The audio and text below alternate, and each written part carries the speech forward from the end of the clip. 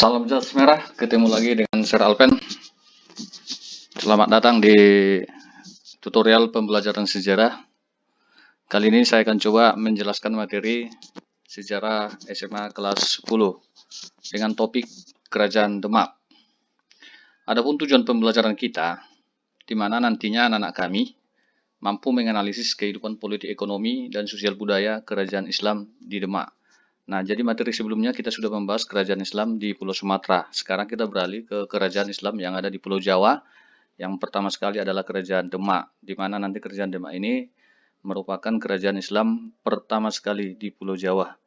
Baik, langsung saja kita lihat konsep pembelajaran kita kali ini, di mana kerajaan Demak ini nanti yang pertama akan kita bahas tentang letak geografisnya atau letak keberadaan kerajaan pada masanya. Kemudian yang kedua kita membahas kehidupan masyarakatnya, yaitu mengenai politiknya atau kerajaan dan juga ekonominya, dan yang terakhir yaitu sosial budaya. Kemudian nantinya kita akan membahas faktor-faktor penyebab runtuhnya kerajaan Demak itu sendiri. Baik, langsung saja kita masuk materi. Di sini coba diperhatikan video pembelajarannya. Saya akan bawa jalan-jalan ke Demak.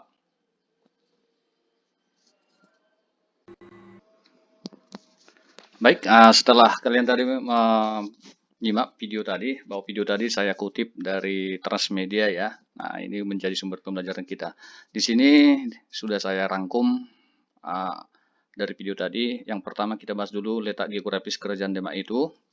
Kerajaan Demak itu sendiri berada di Jawa Tengah ya, di Jawa Tengah paling atas. Kemudian kita masuk kehidupan politik. Tadi sudah dijelaskan bahwa raja pertama atau pendiri kerajaan itu adalah namanya Raden Patah.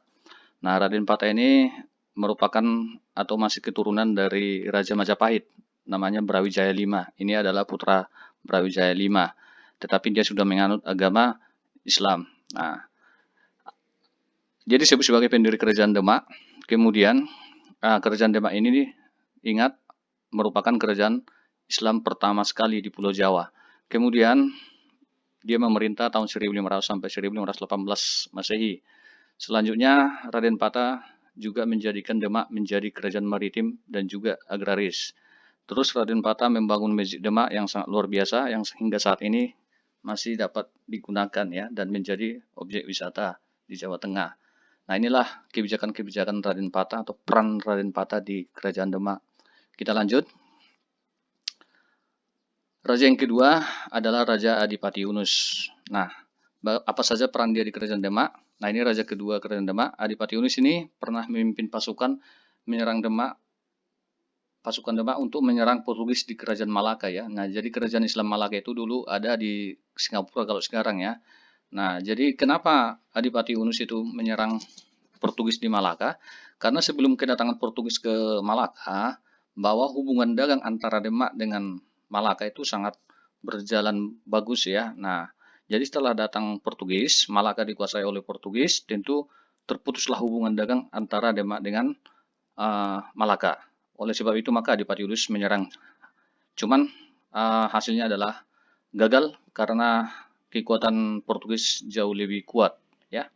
Ditambah lagi jarak yang terlalu jauh. Nah, kita masuk raja yang ketiga, namanya Sultan Trenggono. Nah, Sultan Trenggono inilah raja paling terkenal kalau di kerajaan Majapahit. Nah, dia pernah juga menyerang Portugis di Sunda Kelapa ya. Nah, di mana di mana Portugis sudah sampai di Pulau Jawa dan Sultan Trenggono merasa terancam wilayah kekuasaannya akan dikuasai oleh Portugis. Oleh sebab itu maka Sultan Trenggono langsung memimpin perang untuk menyerang Portugis ya dan memerintahkan Fathahillah untuk melakukan perang di Sunda Kelapa. Nah, bagaimana hasilnya?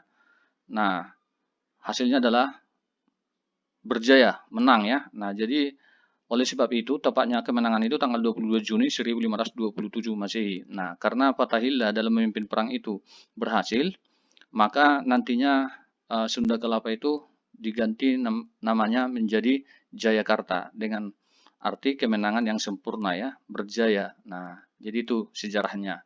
Itu perlu kalian ingat ya, Sunda Kelapa beralih menjadi Jayakarta, kemudian menjadi Batavia waktu masa pendudukan Belanda, dan yang terakhir sekarang adalah Jakarta. Oke, saya rasa paham ya. Kita lanjut, kehidupan ekonomi Kerajaan Demak tadi sudah sangat jelas, bergerak di bidang maritim dan juga agraris ya. Artinya di bidang perdagangan dan juga pertanian. Kita next, kehidupan sosial. Tentu karena ini kerajaan Islam, kehidupan sosialnya itu berlandaskan agama dan budaya Islam ya. Nah, peninggalan kebudayaan Kerajaan Demak yang masih bisa kita temukan sekarang ini, yaitu Masjid Agung Demak, itu yang pertama sekali. Kemudian ada upacara apa namanya ini, upacara grebek ya, grebek. Kemudian ada